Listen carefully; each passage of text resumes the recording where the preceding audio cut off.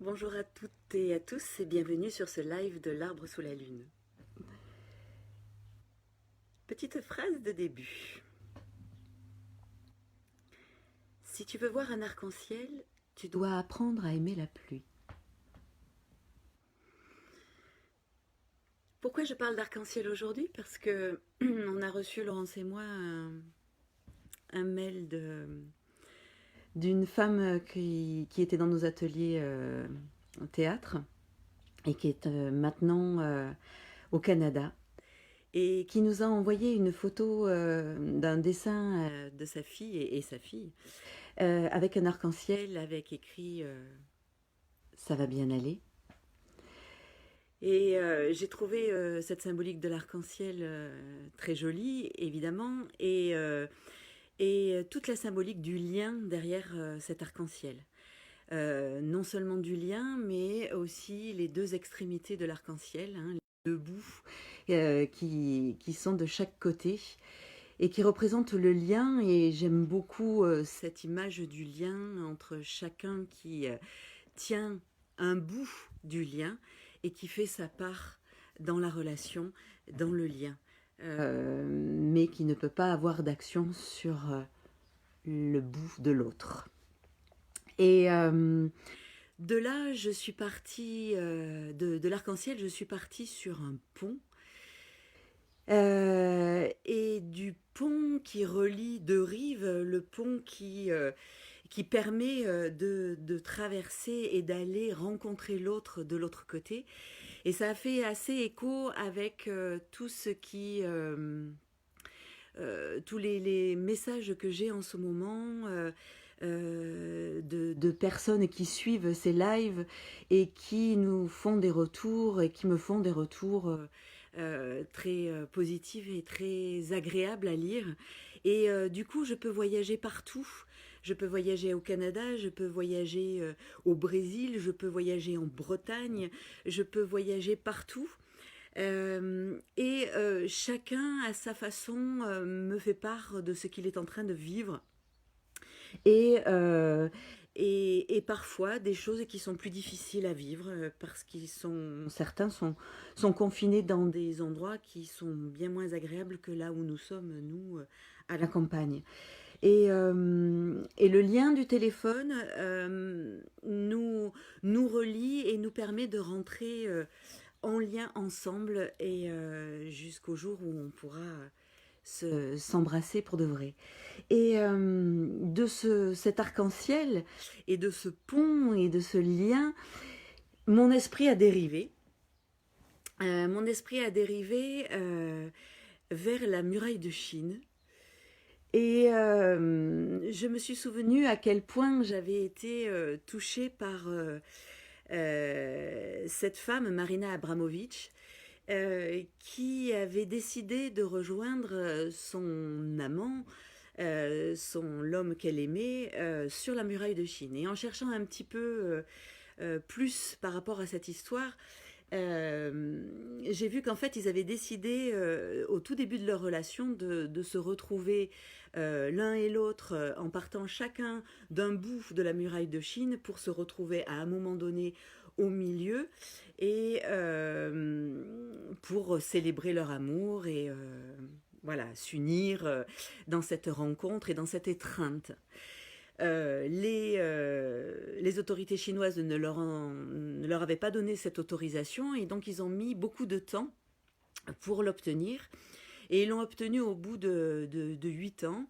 Et leur histoire était plutôt en train de décliner. Je pense qu'ils avaient expérimenté tous les espaces que pouvait leur offrir cette relation-là, puisqu'ils ont quand même beaucoup travaillé ensemble dans la mort, dans la vie, dans comment aller jusqu'au bout.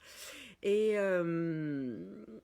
ils ont quand même décidé de faire ce voyage sur cette muraille de Chine, chacun partant l'un de la tête de la muraille et l'autre de la queue du dragon. Hein. C'est comme ça qu'il parlait. Il disait que vraiment c'est un dragon qui s'étire.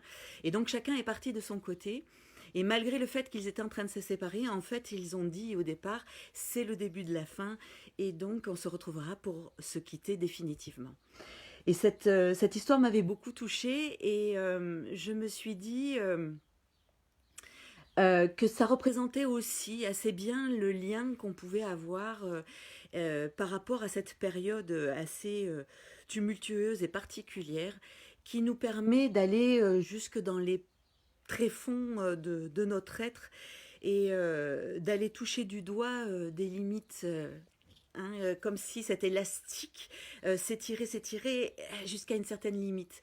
Et c'est vrai que ces temps de reclus et ces temps de solitude qu'on peut avoir, c'est cette solitude intérieure, c'est c'est assez ce que représente pour moi cette histoire de muraille de Chine. Alors vous allez me dire que je suis allée très loin, mais les images sont venues comme ça et j'en ai profité. Et je me suis dit, mais j'avais lu quelque chose là-dessus et je l'ai retrouvé. C'est un livre de Claudie Gallet qui s'appelle La beauté des jours. J'ai beaucoup aimé ce livre et en plus, l'héroïne est fan de Marina Abramovic, donc ce qui m'arrange bien aujourd'hui dans mon live parce que c'est vraiment tout à fait illustré. Et c'est sa rencontre avec elle lors d'une de ses performances où elle accueille les gens dans ses bras et où se passe cette étreinte.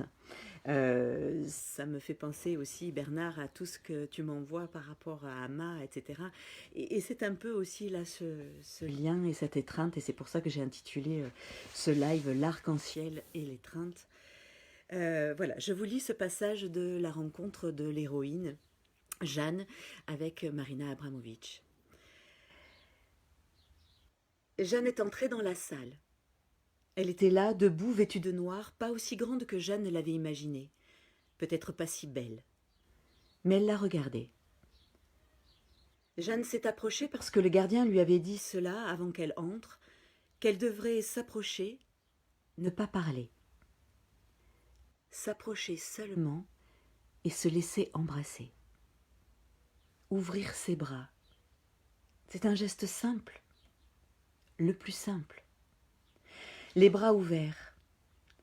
Abramovic a ouvert les siens et il a semblé à Jeanne qu'elle était la première, la seule qu'Abramovic accueillait comme cela. Qu'il n'y avait eu personne d'autre avant, nulle femme bouleversée, nul jeune garçon, et qu'il n'en viendrait aucun autre après. Abramovic était dans l'instant, dans cette salle, dans le présent de cette salle. Jeanne a senti sa chaleur avant qu'elle la touche. À quelques centimètres elle était, presque dans les bras ouverts. Jeanne a dit « Je vous connais ». Abramovic a dit « Je vous connais aussi ». Elle a refermé ses bras. Les yeux de Jeanne se sont brusquement emplis de larmes. Elle a respiré comme Abramovic, contre elle, dans le même mouvement. Elle a pris un peu de son air en elle, l'a gardé. Abramovic l'a serré plus fort, et Jeanne s'est sentie aimée. Pas autant qu'elle l'aurait voulu, mais aimée cependant, comme si l'étreinte avait touché, rassuré, la petite fille inconsolable qu'il y avait à l'intérieur d'elle, cette petite fille émerveillée qui n'avait cessé d'avoir peur et de trembler. L'étreinte l'avait enfin réparée, apaisée. Rien n'arrive par hasard. Tout est imbriqué.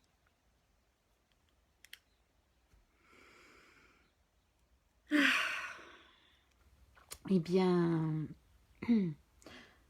je vous souhaite une belle journée. Je vous dis à après-demain. Demain, vous retrouverez Laurence.